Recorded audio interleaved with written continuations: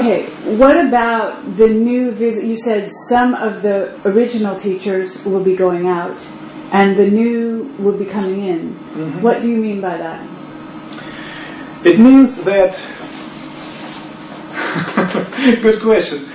The thing is that even cannot imagine, people mostly cannot imagine, cannot accept that if we would not have those ones who is controlling the solar system, we would not be living here on this planet. This planet and the solar system would be destroyed by asteroids and other things. Those who is controlling, keeping the whole solar system in harmony, they are now here for thousands of years. Mm-hmm. You know, it's like a group, certain group of developed people who are here already thousands of years. You know, it's a long task, I tell you. And these people are now going back to rest. And the other groups is coming here.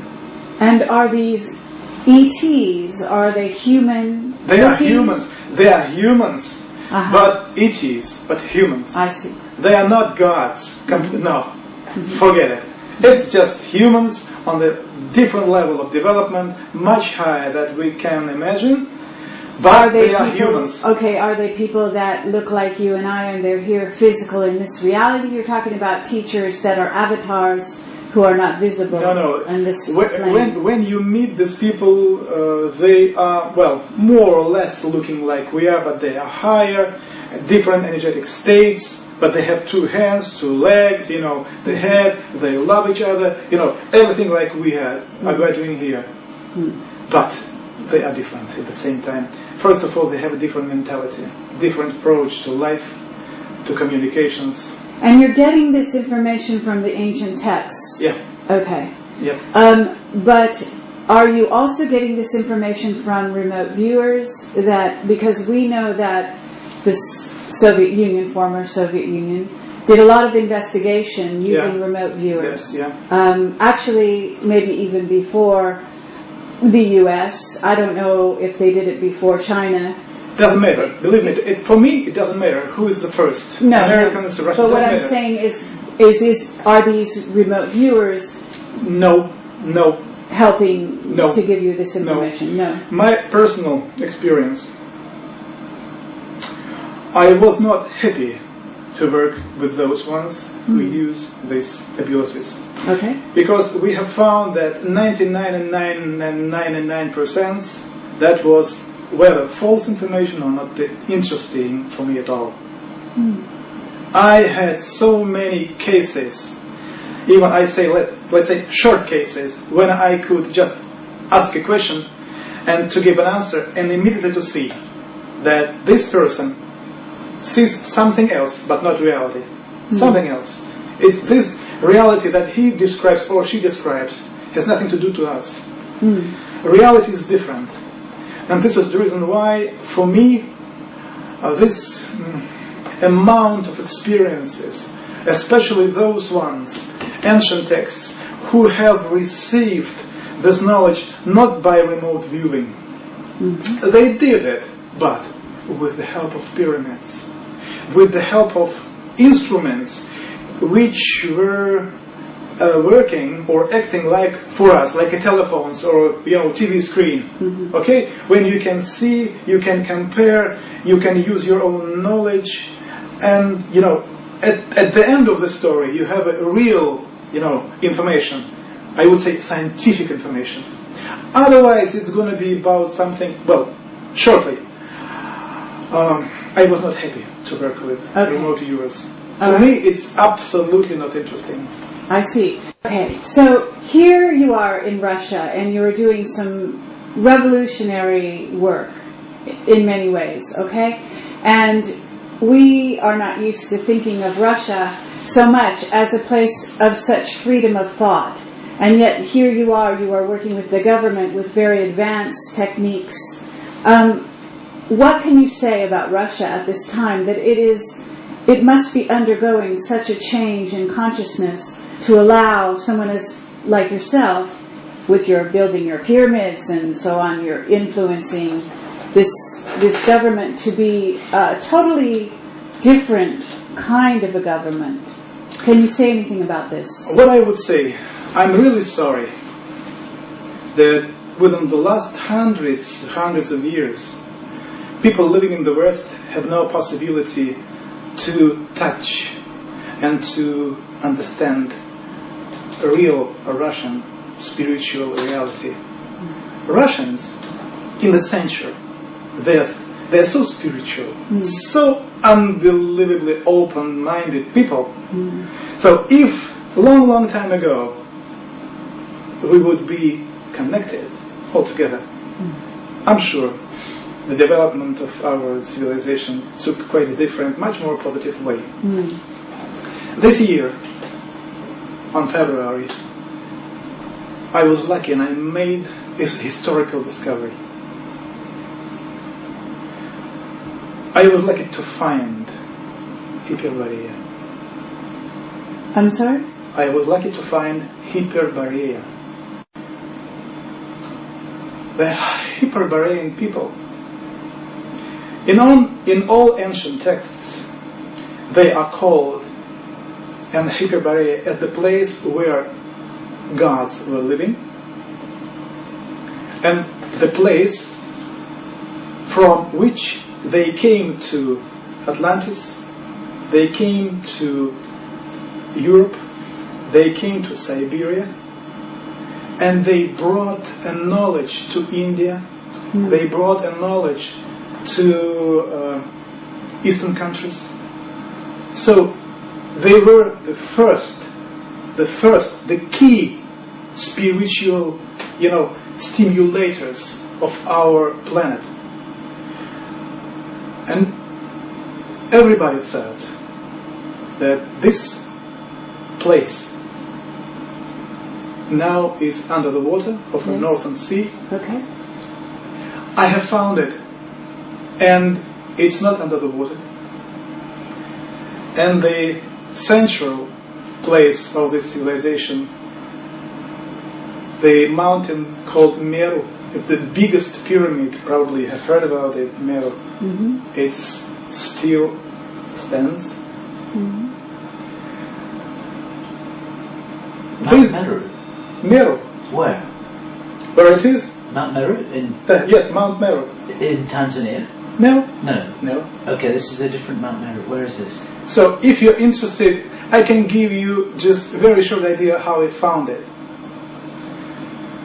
All ancient text says the pyramid complexes and all pyramids and temples that were set up before asteroid impact were orientated exactly on the northern pole on Mountain Meru.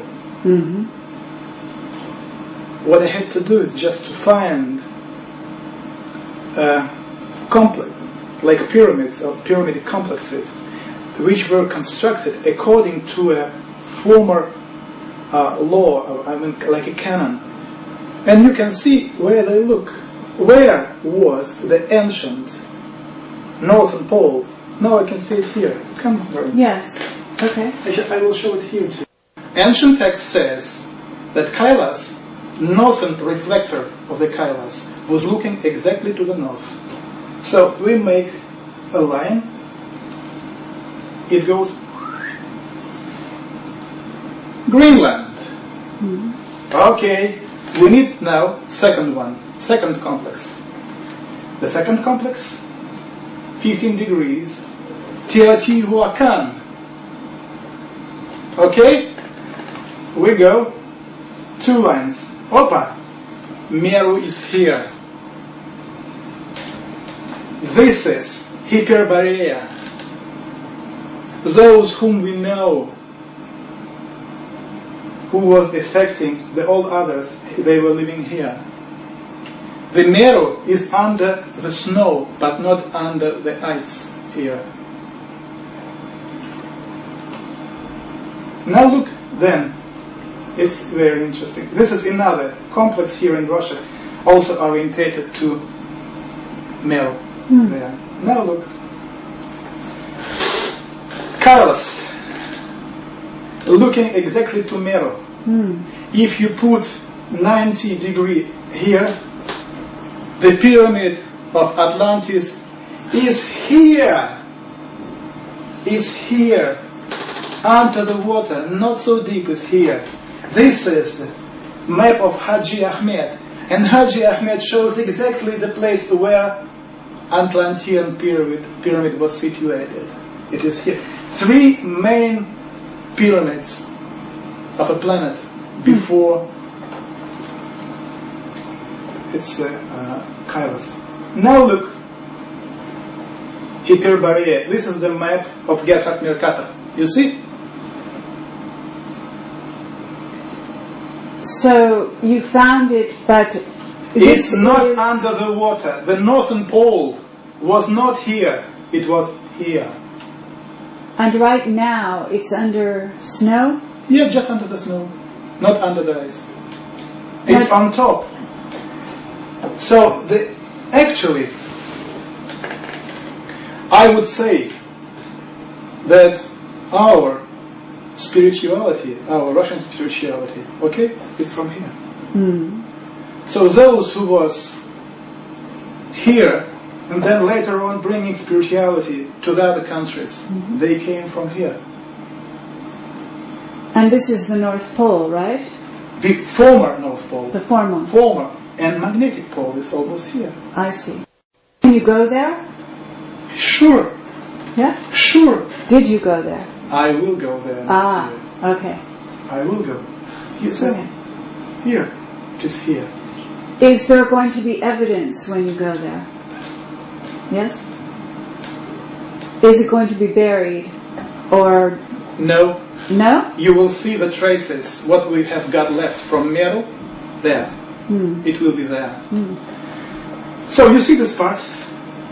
Are you able to use satellite photography to examine the area? Sure. So this is now under the water, right? But even on the map of Gerhard Mercator, it's on top. You see, it's 1558. This map was published 1558. On that map, we have this part on top, not under the water. But see? So this part, northern part of Siberia, was not under the water. Even 2,000 years ago, it was on top. It was gone under the water not so long ago. Okay. But the reason and the problem is that on this map of Gerhard Mercator, we have 3 maps. This part of map, look, this part of map. It's an ancient, very old map that was done before flood. This one is the same area. It's the same, but after the flood, displaced 15 degrees because of the asteroid impact. So Gerhard just put together 2 maps, before flood and after flood, and put together the same area, but not like this, like this. And this is the reason why all investigators, they were not able to understand what is here, why it's like this. Interesting. Yeah. But the reason is simple, it's just displacement, and northern pole is not here, it's here. 12. What is going to happen to that area, though? You know, with the melting of the snow and the changing of the melting of the glaciers and, you know, the flooding that is going to result. We talked to Bariska. He talks about, he believes in 2009, starting in 2009 possibly, there is going to be, because of the melting. Bariska now, he's a pretty clever guy. He's using the information connected with so-called 4-year cycles. According to 4-year cycles and 12-year cycles, each 12-year cycles is constructed of 3 4-year cycles. And now look, the former 12-year cycles have finished on 2001. Okay? what took place all over the world, you know. In America, it was terrible moment, you know, attack. 2001, okay? Plus 4 years, 2005, okay? Yeah. Plus 4 years, 2009, good. And plus 4 years, 2012.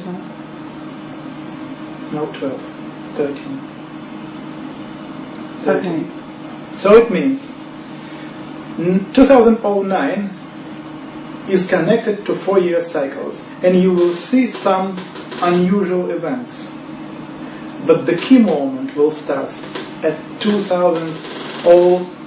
actually not 12, 2001 plus 12 years, 2013. 12, it's just the beginning, when you will see something is going on, and 2013 on our planet we will witness terrible hurricanes, this catastrophes much stronger than now, especially the sun. It will be so active, unbelievably active, affecting the stability of the planets in the solar system, and especially those ones which is behind the sun. So in connection with this mechanism of 12-year cycles, containing 3 cycles per 4 year. This is the key moment. So when you want to know when it will happen, use these keys.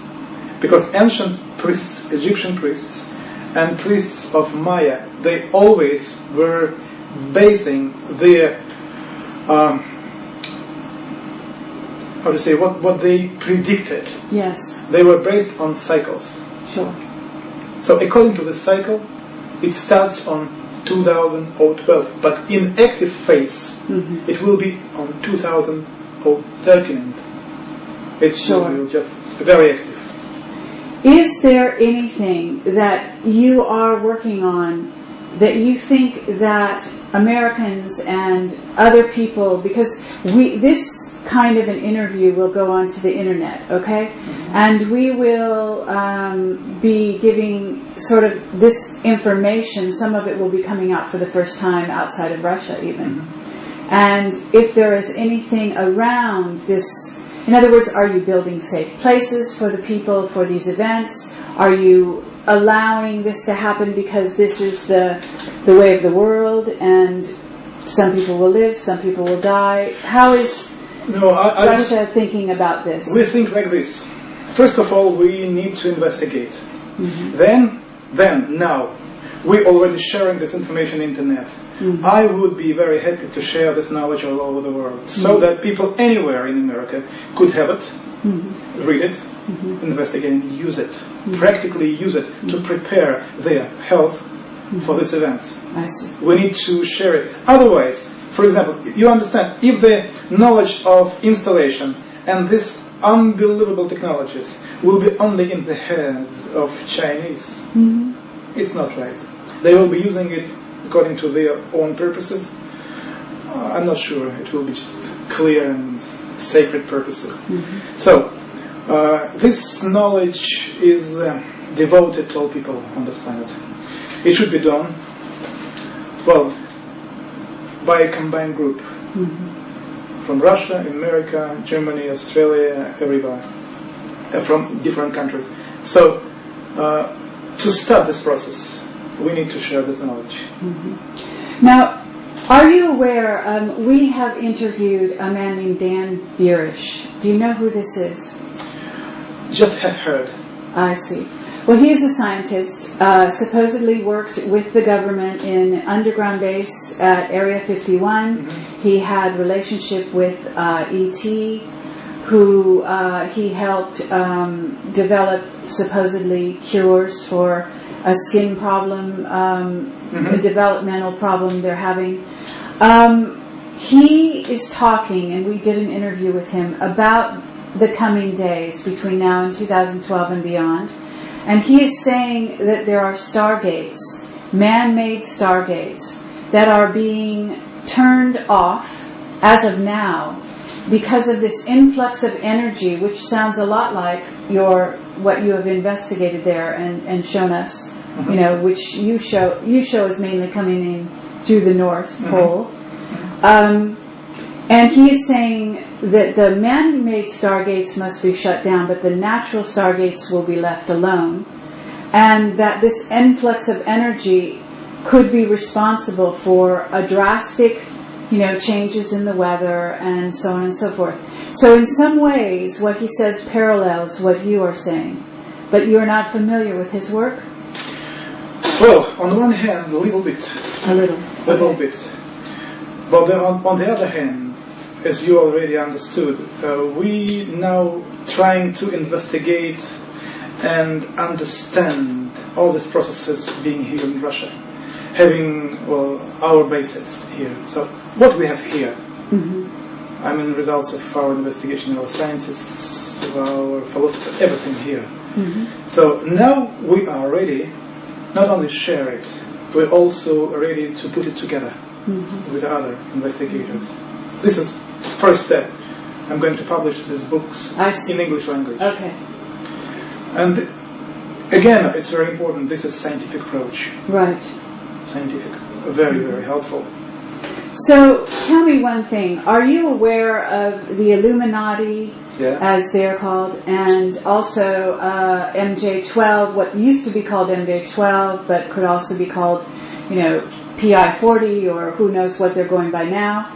Do you know what I mean? Yeah, sure. Okay, so these are power bases that have actually been supposedly in charge of human affairs on the planet. I do not know whether you will be happy to listen or to hear it from me or not, but, investigating all this around Illuminatis, I myself, and people I'm working with, we came to a strict conclusion. The reality is not so optimistic. For us, they are not interesting. Not. Completely not. They were, people are talking about them like those who had no knowledges, very poor ones, very poor ones. As for Majestic 12, in the Nexus magazine number 6 and number 7, we published the last results of Russian investigation of these cases, showing exactly that the whole story was quite different. Not like it's usually exposed in the West, quite different. So we made it, we published it, and now we went on. Now we are not more interested in this story. Okay. But do you hear about, because you were talking about the Chinese, are you hearing about Ben Fulford and what he is saying about the Chinese, the Yakuza and the Chinese that have put out a vendetta, so to speak, on the Illuminati and the plans that they have for the planet during this time that we're approaching? Are you aware of all of this? On the one hand, yes, but on the other hand, this is the reason why I say, for me, it's not so interesting because the reality is different. It's just it's just the stories. Okay, reality. What's a summary of the reality published in Nexus 6 and 7? Can you tell us what you concluded, or what your Russian colleagues concluded? I mean the Majestic 12? Yeah. False stories, completely false story from the beginning. Sorry, friends, it's false stories. Well, I would be very happy to find some additional finances to translate the whole investigation into English. Then you would see. It's false case. Okay, so you're not so much worried about the power struggle on the planet as you are preparing for this energetic event that is coming and the pyramids that you're building. Completely not. As a solution. I'm sure that what I'm doing now, just sharing information about the pyramid, the information around it, and what can give the usual American person or German people the possibility practically to improve the health and prepare yourself. It's much more interesting than all the stories about Illuminati, which actually has nothing to do with reality. Okay. It's my pure. I'm sure about this. Okay. I have talked with many people all over the world and in Russia, and I was so astonished to see that those who is talking about the knowledge in reality has no this knowledge. It's just they think they have. In reality they have no. And what we have actually just brought here by these books is much more than you can find among these stories. Much more. Okay, one more question, and then we are going to close this down unless you have something more for us. But you have this interesting miniature sort of installation built in your wall here, and you showed us a really fascinating thing that happened at night. That this person staying with you was able to film something coming out of the crystal like a light and going around the room. And the reason I'm asking you about this is because Dan Burish is doing work with something he calls the lotus, in which he is working with crystals and working with the generating or the finding of what is almost life, a form of life, building that actually comes through crystals if they are stimulated with a laser. And I'm wondering if you know anything about this kind of thing. Yeah, but at the same time, this very good example. I already told you that I would prefer something which we can touch, you know. The stories about spirituality, the stories about something that we can only believe, okay, it's okay. But for me it's not enough. I was always trying to find something, you know, what we can call the hard evidence. For me, at least for me, hard evidence, okay? And investigating, again, talking the pyramid constructions, the knowledge embodied in the pyramid, energy sources that were used to make the pyramid like a special instrument. Right. I was trying to find what they have been using, what the construction it was. So we have been lucky to find the ancient texts. So I just usually, I did usually what I did. I just reproduced it. Okay? As soon as I have the knowledge, I decided I need to make it and to try to see what this text is talking about. Okay, so you see, I did it just on the wall of my flat. As soon as it was just changing here for better, I decided, why not? I just put it here. It's not, the whole system is not what you see here. It's the, you know, there are a few layers behind it. Okay, yes. So I just produced it, and I was really, really astonished when suddenly this system started to act as the living something. First of all, there were a few cases when in the middle of the night, when everything was dark here in this room, this crystal system started to bring out a light, unbelievable light. And a person, I already will show you this guy, this Beck, he was astonished to see it at night because he never read anything about UFOs, nothing. He knows nothing about spirituality and what we are discussing now. I mean, okay? Suddenly, he went out of this room at night and said, Valery, how should I treat it? Is it okay? It's bad or good? I said, what do you mean? This crystal system started to glow, unbelievable light. I said, wait, don't be afraid. Just next time, just wake me up. I would also be happy to see it. Next time at night, he just made a photo on the telephone. Just telephone camera. And the last time, at the first day, it's the first day of a full moon. 20 minutes to 10 in the evening. Ball of light came out of these crystals, was flying here, and then again touched the crystal and went inside. And Beck just took again the telephone and made, you know, like a film, just, and I showed it to you. Yes. Did you think we could see that again? I will give you it to you. I can send it by email. That would be better than what we could capture on the So, sure, the quality of camera is not so good, but I decided this is the reason why I put it like here. Yes. So I plan to put the camera here and bigger one here. Yes. And computer It's more than 2 gigabytes, terabytes of disk space here. Yes, okay. I'm going to film it, Yes. especially at the first days of full moon, just to get this, event with a high quality. Sure. But for me, it's a key moment.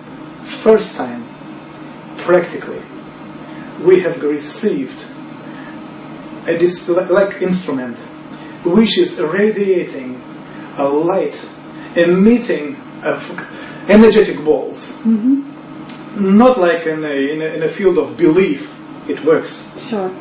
It's quite different. This is already a case when we can investigate it, at least scientifically. Sure. First of all, to film it, to see the periods, cycles, what kind of light, how intensive, in the other things. Just what we can do. It's not just spiritual, conversation. It's Sure. reality. Okay, so you're building an instrument and you're putting it inside the pyramid, right? Yeah. So Okay. inside of What the pyramid, we are going to set up 12 such energy sources. But 12. you cannot tell us. Will you tell us what is behind? What is the mechanism that you have behind the wall? I Or would is prefer, this a secret? I would prefer now, at this moment, just to have it, because as soon as we are investigating this, okay, Yes. we need to know, deeply, how it works. I'm sure that what was described and stands behind the bird phoenix, in ancient Egypt, or Bennu, this energetic influence stimulated consciousness, and the life is very closely connected to such a system. I'm sure about it. Yes. But first of all, I would prefer investigate it. I can tell you simply, I did it. My main first reason was, here I have an earthquake right under this building. And energy in this room was not good for me.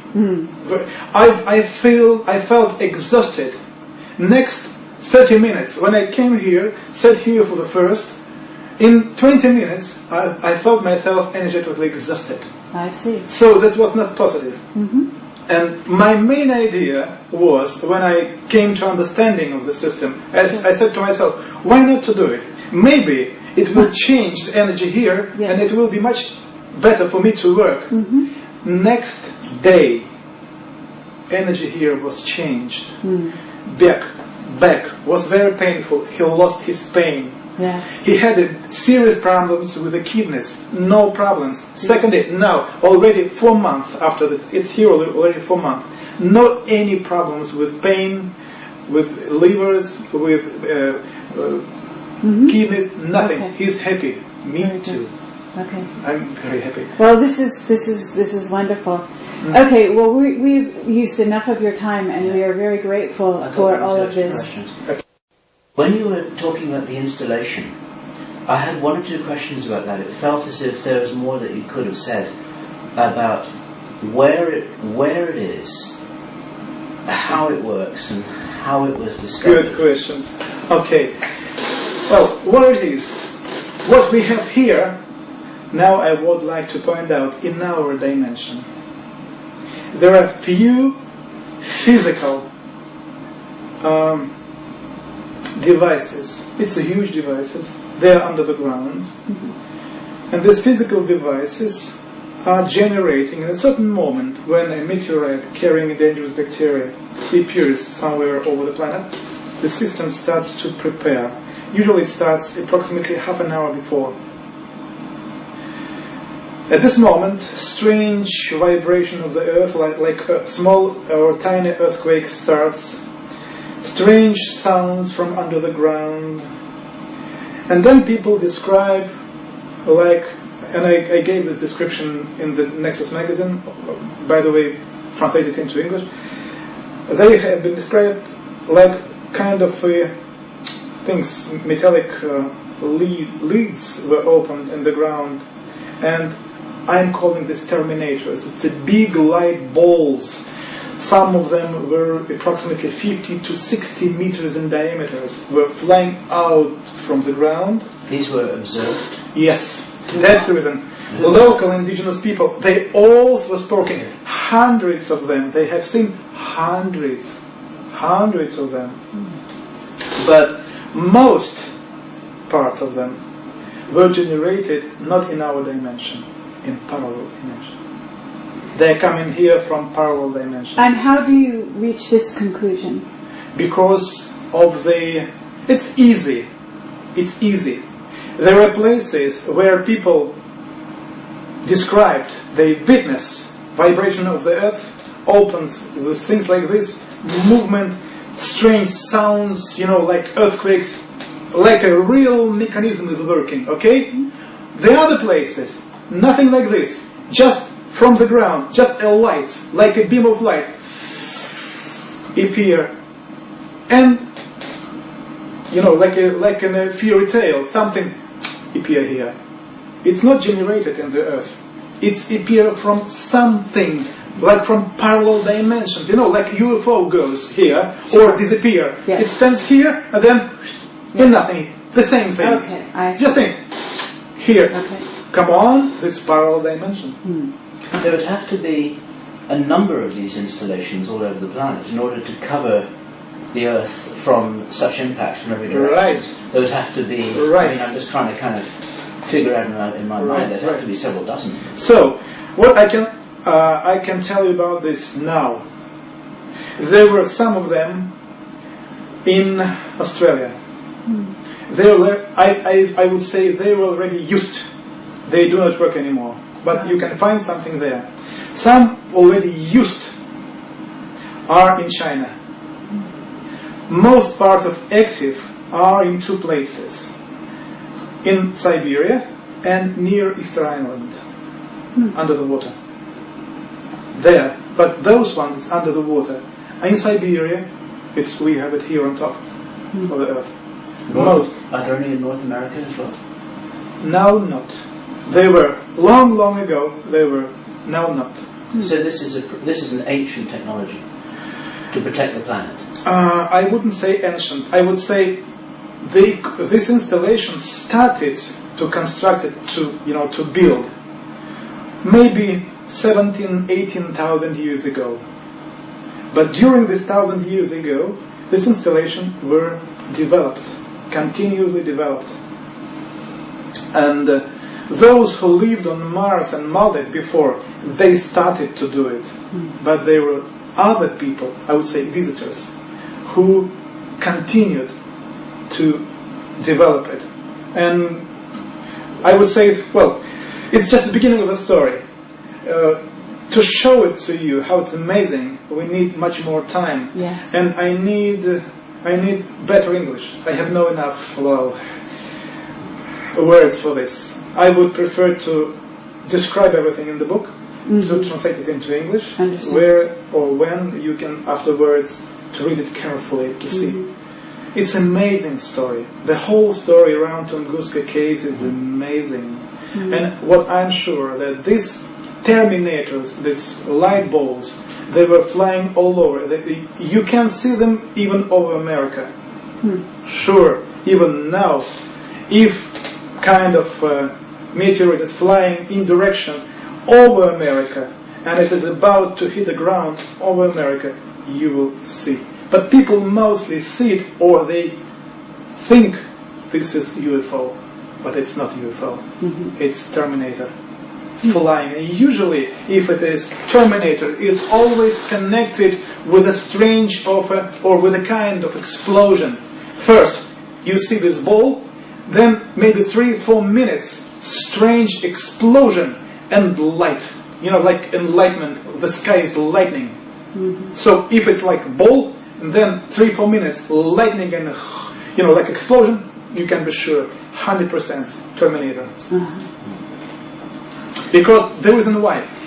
Another thing, people think that if Terminator just hit the meteorite, so the pieces, the most part of the pieces, debris of this meteorite should be here. on planet Earth? On one hand, it's a reasonable question. On the other hand, it's not like this. If, like in Tunguska case, hundreds of Terminators hit this meteorite and just boiled out, just burned, they just incinerate, you mean? Yes, they just turned the whole substance into, into fire, and then no any living biological organism stayed alive. This debris you can find on planet Earth. Like after Tunguska case, we had a lot of such materials. But most part, 97% of these materials always is brought into other dimension. So they just hit. When the Terminator is exploded, it made a combustion, deformation of space and time.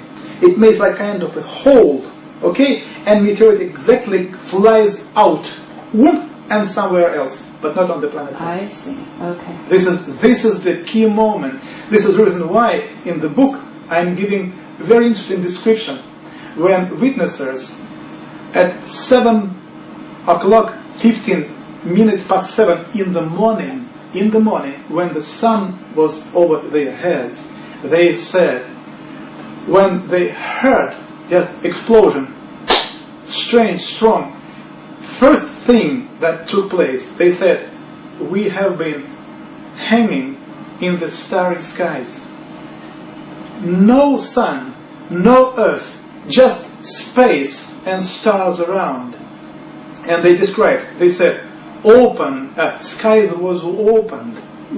So it means this explosion transformed space and time, and they saw themselves standing in the universe.